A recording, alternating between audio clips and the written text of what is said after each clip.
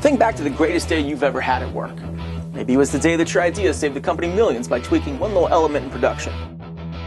Or the day that you turned in the greatest all-volume commodity reports your boss had ever seen. Or maybe you wrote a really great clickbait headline for your blog that actually had a modicum of truth to it. Whatever it was you did it better than you had ever done it before. And you soon realized that that was actually the greatest mistake of your life. Because now, that was the level of perfection that was going to be expected of you moving forward. Anything less, well, that was going to be a letdown. Well, in 1973, that is exactly the position that Porsche and Led Zeppelin found themselves in. With both having released monumental achievements just 2 years prior, they were now tasked with the impossible, doing a follow-up. And you thought your idea of a Keurig machine in the break room was going to be hard to beat? Imagine having to write a new song after dropping Stairway to Heaven on the world.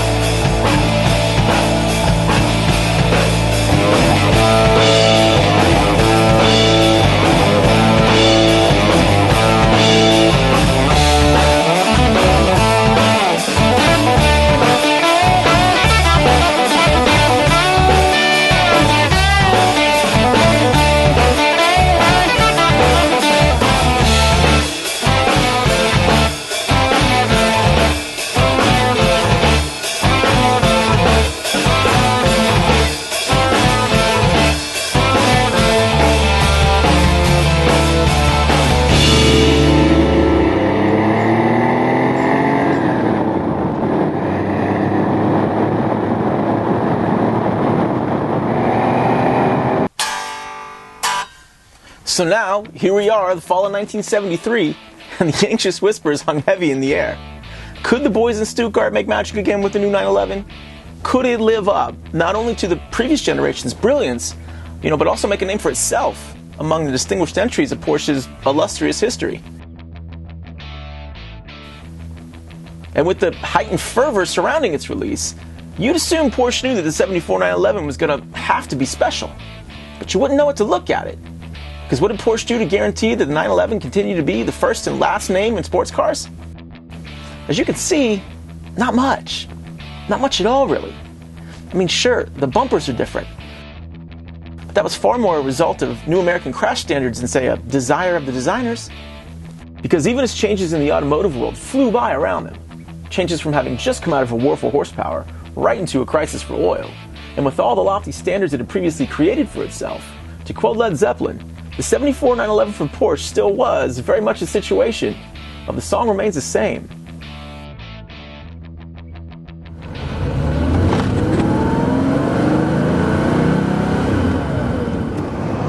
But that's the joke now, isn't it? That the 911 never changes. But back in 1973, maybe that idea hadn't really sunken in yet. Perhaps because they were coming out of an era where cars were constantly changing. I mean, any look at American cars, through the 50s and 60s especially, would attest to that. And while it makes for good banter to say the 911 never changes, it's not really the truth.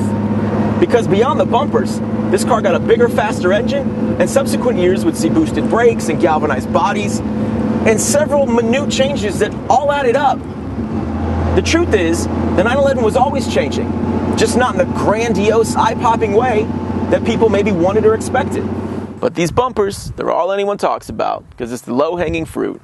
They're hideous, they ruined it, the real 911 died in 1972. As if to say the 911's defined by its bumpers. Please. Because this surely still feels like a 911, drives like one, and sure as hell sounds like one.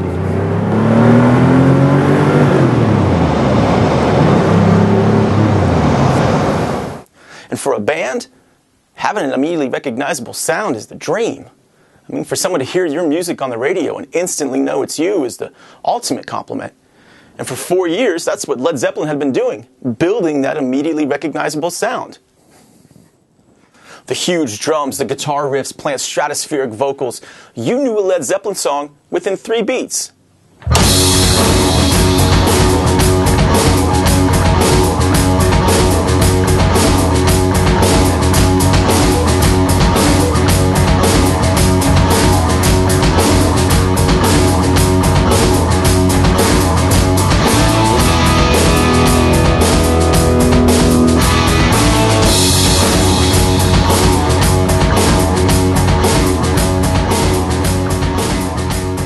At least, you used to know a Led Zeppelin song within 3 beats before 1973.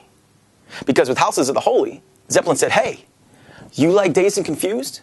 You like Immigrant Song? You like Stairway to Heaven? Then have we got the album for you, To Hate. And hate's pretty much how it went. Reggae, doo-wop, funk, keyboards. 4 things that before 1973 were as close to describing Led Zeppelin as impact bumpers were to describing the 911. And people freaked out. They're ruined, it's terrible, the real Led Zeppelin died in 1972. Please. People said Jamaica doesn't sound like Led Zeppelin. Really? Were they even listening to the intro of that song? Because who on earth could make the drums sound like that, besides Bonham?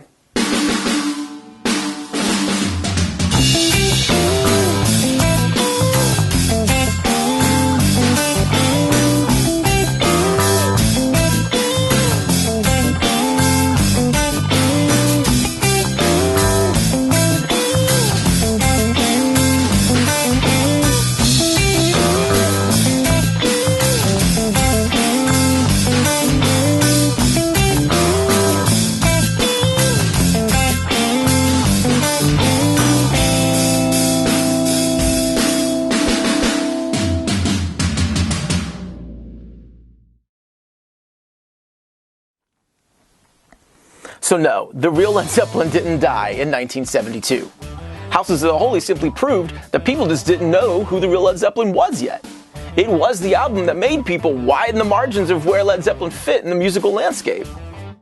Because for 4 albums, they had already deftly changed lanes back and forth between hard rock, blues, and that ethereal folk sound, which in itself is an impressive feat. But now with songs like Jamaica, Dancing Days, No Quarter, The Crunch, all bets were off. And Led Zeppelin had kicked down every door separating them from those early blues roots to wherever they wanted to go now. And to my ear, there was no better way to follow up the classic Led Zeppelin IV than with an album that almost sounds like a new debut record. A reset button, if you will. Porsche hit the reset button too with the impact bumper era. They basically acknowledged, hey, with all these new laws in place, there's no way we're going to be able to go back to the smooth, elegant lines we've been known for. So here's our new beginning.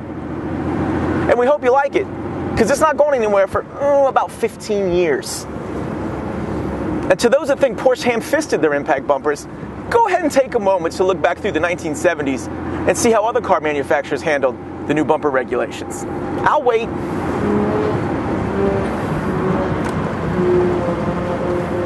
And now that you're done throwing up in your mouth, maybe you have a little bit better appreciation for what Porsche was able to do with so little time and so many regulations.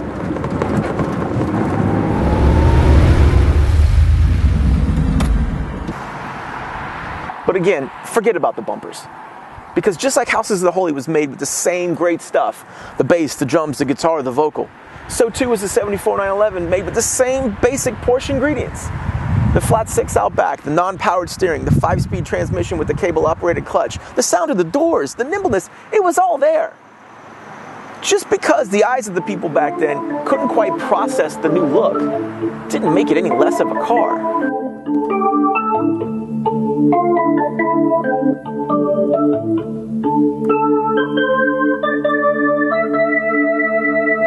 And is Led Zeppelin any less of a band for using Houses of the Holy to dabble in genres they weren't necessarily known for? No. Because even on such an eclectic record, songs like No Quarter proved that the band could still conjure that full Led Zeppelin experience that fans were looking for.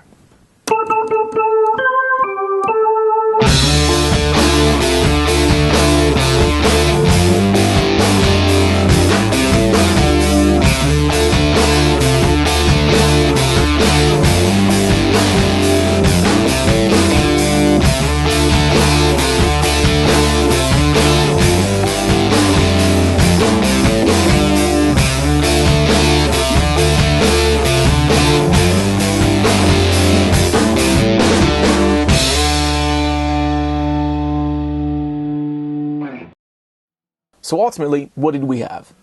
Two completely different entities, a rock band and a car company, faced with the same impossible challenge, the Herculean task of following up their greatest achievements with something new. And in my opinion, Houses of the Holy was the perfect follow-up to Led Zeppelin IV, in that it was Zeppelin saying, hey look, we're never going to go back to who we were. We're not going to sit here and write Stairway to Heaven over and over again. We're going to do what we want. And the fans that understand that are going to come along. And those that don't, well, they'll just complain until they finally get it. And it was the same thing with Porsche. They knew they couldn't make another long hood pre-1973 style car. Too many laws had changed, from emissions to crash standards. So they took the car they came up with for 1974 and made it the best damn car they could. And for 15 years, the Impact Bumper 911 lived in rarefied air as the top-of-the-line sports car that wasn't made in Italy. And that ain't bad for the ugliest Porsche ever made. But honestly, the irony in all this is that neither legacies were even done being made yet, because both Porsche and Led Zeppelin still had landmark achievements up their sleeve that were so good that to this day, few things in life have been better. And I'm talking, of course, about Physical Graffiti, the song Cashmere on it, and the 911, with the word turbo on it.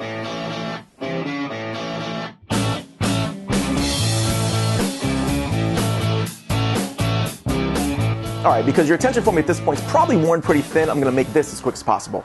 In 1975, Led Zeppelin released Physical Graffiti. It was a double album that, among several other sweet jams, contained the song Cashmere. It was a 3/4 guitar riff over a 4/4 drum beat. It's brilliant. It crushed everything else released in 1975, and I'm pretty sure that the word epic was invented at that point simply because there was no other word to describe it. Now, also in 1975, Porsche released the 911 Turbo, or 930, an Impact Bumper 911, which we've already determined is awesome, with a turbocharged engine in it. I think you might have guessed that part already. It's brilliant. It crushed everything else released in 1975, and fast forward 40 years, and the impact that turboing the 911 had not only on Porsche, but the sports car industry in general, and the bedroom poster industry, cannot be overstated. It was huge. Now this is not a turbo 911, but I do happen to have a 930 turbo right here. Not here, just right here. It was exceedingly difficult for me to pin down a 1976 Porsche 911 turbo simply because the market value of them has now made them more expensive than vital organs. So I looked for the next best thing. And when that didn't pan out, I found this. A 1977 911S non-sunroof coupe with a 3.2-liter engine from a late 80s Carrera and the whale tail from, Steve, where's this whale tail from? eBay. Oh yeah, eBay. And with the magic of editing, maybe we'll be able to make it all kind of work out. Nah, who am I kidding? You're going to know it's not a turbo, but enjoy the last 2 minutes anyway.